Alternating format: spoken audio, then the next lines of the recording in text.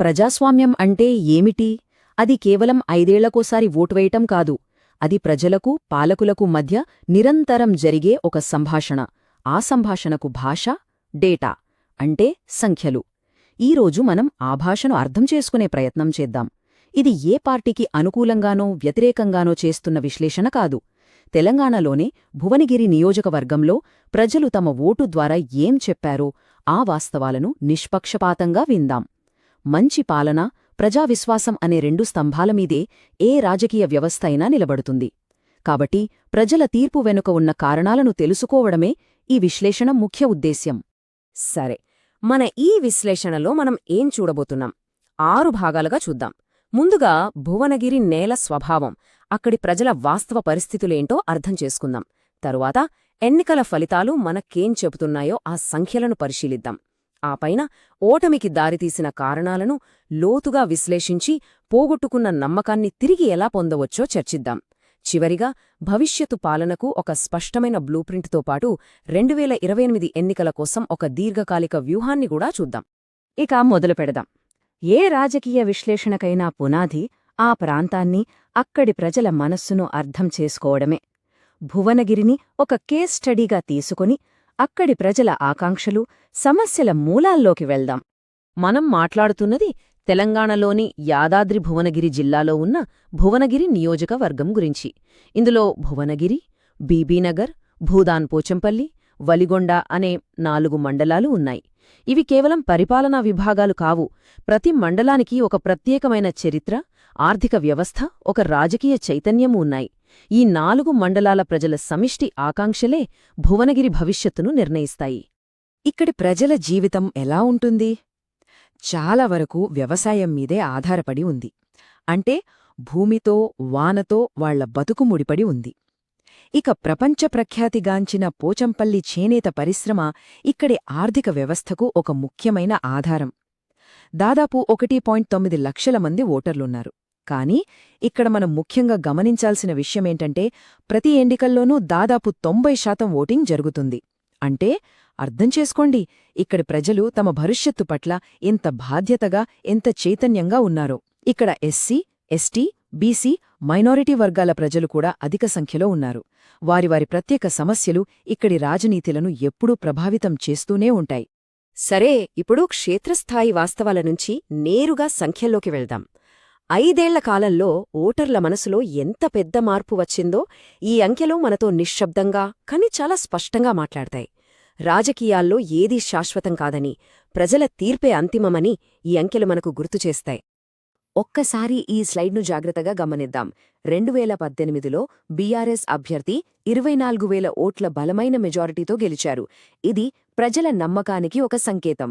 కాని 5 ఏళ్లలో 2023 వచ్చేసరికి సీన్ మొత్తం రివర్స్ అయ్యింది. కాంగ్రెస్ అభ్యర్థి అంతకంటే ఎక్కువ 26,000 ఓట్ల మెజారిటీతో గెలిచారు. ఇది కేవలం గెలుపోటములు కాదు, ఇది దాదాపు 50,000 ఓట్ల స్వింగ్. అంటే 2018లో ఉన్న 24,000 మెజారిటీ సున్నాకి పడిపోయి అక్కడ్నుంచి 26,000 ఆధిక్యం వచ్చింది. ఇది ప్రజాతీర్పులో ఒక రాజకీయ భూకంపం లాంటిది. ఆ మార్పును ఓట్ల శాతం పరంగా చూస్తే కథ ఇంకా స్పష్టంగా అర్థమవుతుంది. కాంగ్రెస్ ఓట్ల శాతం ఏకంగా 17 పాయింట్లు పెరిగింది. ఇది సాధారణ పెరుగుదల కాదు. అదే సమయంలో బీఆర్ఎస్ ఓట్ల శాతం 10 పాయింట్లు తగ్గింది. అంటే మొత్తం మీద దాదాపు 27 పాయింట్ల భారీ స్వింగ్. ఇంత పెద్ద మార్పు అనుకోకుండా జరగదు. దీని వెనుక ఖచ్చితంగా బలమైన కారణాలున్నాయి. తుది ఫలితం 13.36% గెలుపు మార్జిన్. ఇది కేవలం ఒక అంకె కాదు, ఇదొక తీర్పు. మార్పు కావాలని ప్రజలు ఎంత గట్టిగా కోరుకున్నారో చెప్పే ఒక బలమైన సందేశం. ఇంత పెద్ద మార్జిన్ వచ్చిందంటే ప్రభుత్వ పనితీరుపై, స్థానిక నాయకత్వంపై ప్రజలు తీవ్ర అసంతృప్తితో ఉన్నారని అర్థం చేసుకోవాలి. ఫలితమేంటో మనకు తెలిసింది. ఏం జరిగింది అనే ప్రశ్నకు సమాధానం దొరికింది. కాని అసలు ప్రశ్న ఎందుకు జరిగింది? ఇప్పుడు మనం ఒక డాక్టర్లాగా ఈ ఓటమికి గల అసలు కారణాల్ని విశ్లేషిద్దాం. మా విశ్లేషణలో తేలిందేంటంటే ఈ ఓటమి ఒకే కారణంతో రాలేదు. ఇది 4 ప్రధాన కారణాల కలయిక. 1. యువతలో పెరిగిన నిరుద్యోగం, వారిలో పేరుకుపోయిన నిరాశ. 2. గ్రామీణ ప్రాంతాల్లో, ముఖ్యంగా రైతులు ఎదుర్కొంటున్న సమస్యలు. 3. సిట్టింగ్ ఎమ్మెల్యేపై ఉన్న వ్యక్తిగత వ్యతిరేకత. 4. క్షేత్రస్థాయిలో పార్టీ కేడర్ను సరిగా నడిపించడంలో విఫలం కావడం. ఈ 4 కలిసి ఒక తుఫానులా మారి ఓటమికి దారితీశాయి. ఇక్కడ మనం ఒక ప్రాథమిక రాజ్యాంగ సూత్రాన్ని గుర్తుంచుకోవాలి. ప్రజాస్వామ్యంలో నాయకుడికి మాట్లాడే హక్కు ఎంత ఉందో ప్రజల మాట వినాల్సిన బాధ్యత కూడా అంతే ఉంది. నాయకుడికి ప్రజలకు మధ్య ఉన్నది నమ్మకమనే బంధం. ఆ బంధం ఎప్పుడు దెబ్బతింటుందో అప్పుడు ప్రజలు ఎన్నికల రూపంలో తమ తీర్పు ద్వారా జవాబుదారీతనాన్ని డిమాండ్ చేస్తారు.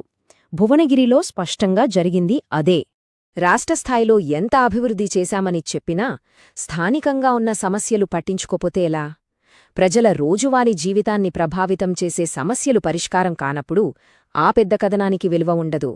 చూడండి, భువనగిరి టౌన్లో రోడ్లు, ఉద్యోగాల సమస్య, బీబీనగర్లో నీళ్లు, కరెంట్, ఇక పోచంపల్లి, వలిగొండలో అయితే ఎలాంటి ముందస్తు సమాచారం లేకుండా జరిగిన ఆ దుకాణాల కూల్చివేతలు ప్రజల కడుపుమీద కొట్టినట్టయింది. వారి జీవనోపాధిపై జరిగిన ఆ దాడి వారిలో తీవ్ర ఆగ్రహానికి దారితీసింది. సరే, ఇప్పటివరకు మనం సమస్యను నిర్ధారించాం. మరి పరిష్కారమేంటి? కోల్పోయిన నమ్మకాన్ని మళ్లీ ఎలా సంపాదించాలి? ఇది కేవలం రాజకీయ వ్యూహం కాదు. ఇది ప్రజలతో తిరిగి బంధాన్ని నిర్మించుకునే ఒక ప్రణాళిక. అందర్నీ ఒకేలా చూడలేం. యువత సమస్యలు వేరు, రైతుల బాధలు వేరు, మహిళల అవసరాలు, దళిత, గిరిజన వర్గాల సమస్యలు వేర్వేరుగా ఉంటాయి. అందుకే ప్రతి ఒక్క వర్గాన్ని ప్రత్యేకంగా అర్థం చేసుకొని వాళ్లకు తగ్గట్టుగా ఒక ప్రత్యేకమైన ప్రణాళిక ఉండాలి. అప్పుడే వారి నమ్మకాన్ని మళ్లీ మనం గెలుచుకోగలం. ముఖ్యంగా యూత్ వాళ్ళు చాలా నిరాశలో ఉన్నారు. వాళ్ల దగ్గరికి మనం వెళ్ళాలి. కాలేజీల్లో కూర్చుని వాళ్లతో మాట్లాడాలి. వాళ్ల గొంతు వినాలి. కేవలం మాటలు కాదు, చేతలు కావాలి వాళ్లకి. అందుకే ఉద్యోగ మేళాలు, నైపుణ్య శిక్షణా కేంద్రాల ద్వారా వారికి నక్కరమైన అవకాశాలు చూపించాలి. ఇంటర్న్షిప్లు, స్టార్టప్లకు నిధులు అందించి వారి భవిష్యత్తుకు భరోసా ఇవ్వాలి. ఇప్పుడు ప్రజల జీవితాలపై వెంటనే ప్రభావం చూపే, వారి నమ్మకాన్ని తిరిగి సంపాదించడంలో సహాయపడే 3 కీలకమైన ప్రాజెక్టుల గురించి మాట్లాడుకుందాం. ఇవి కేవలం పథకాలు కాదు, నమ్మకాన్ని నిర్మించే పనులు. ప్రజల నమ్మకాన్ని గెలవాలంటే వారి కళ్లకు కనిపించే, వారి జీవితాలను మెరుగుపరిచే పనులు చెయ్యాలి. మొదటిది, ప్రతి ఇంటికి సురక్షితమైన తాగునీరు, ప్రతి పొలానికి నిరంతర విద్యుత్. ఇది ప్రాథమిక హక్కు. రెండోది, ఏళ్లుగా ఎదురుచూస్తున్న డబుల్ బెడ్రూమ్ ఇళ్లను పూర్తిచేసి లబ్ధిదారులకు ఇవ్వడం, గ్రామాల్లో రోడ్లను బాగుచేయడం. ఇది జీవన ప్రమాణాలకు సంబంధించింది. మూడోది, యువత కోసం ఒక నైపుణ్యాభివృద్ధి కేంద్రాన్ని ఏర్పాటు చేసి ఉద్యోగాలు కల్పించడం. ఇది వాళ్ల భవిష్యత్తుకు భరోసా. ఇక్కడ మరో ముఖ్యమైన నైతిక విషయం ఉంది. మనం ప్రజల సమస్యలు తెలుసుకోవడానికి వారి నుంచి సమాచారం తీసుకున్నప్పుడు అది వాళ్ల నమ్మకాన్ని మన చేతిలో పెట్టినట్టు. భారతదేశపు డేటా ప్రొటెక్షన్ చట్టం ప్రకారం వారి గోప్యతను కాపాడటం మన బాధ్యత.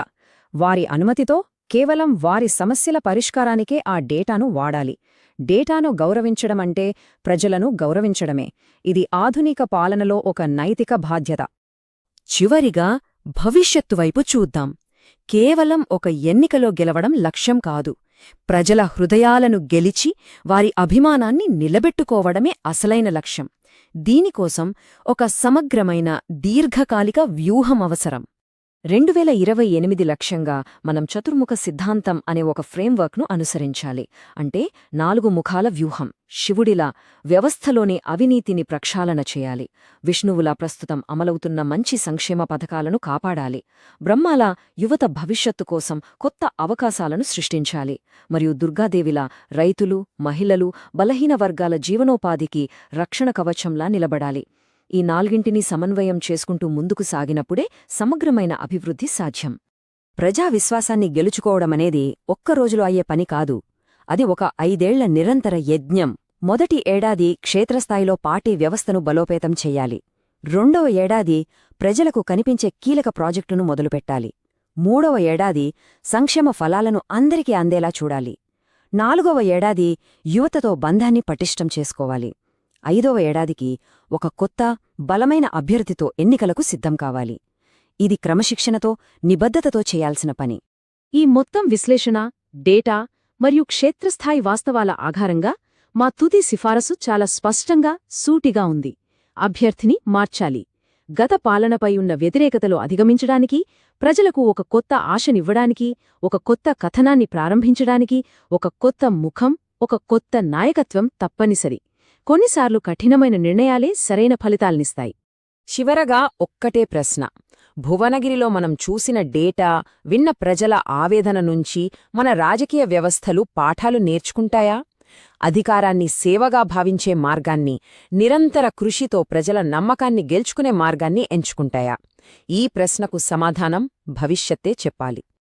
మీరు ప్రజల కేంద్రంగా పనిచేసే నాయకుడిగా ఎదగాలనుకుంటే మరియు మీ నియోజకవర్గాన్ని అభివృద్ధి చెయ్యాలనుకుంటే blueprintstrategies.ai ని mgr@blueprintstrategies.ai వద్ద సంప్రదించండి లేదా 08042041602కు కాల్ చేయండి. రాజకీయాలకు అతీతమైన లక్ష్యం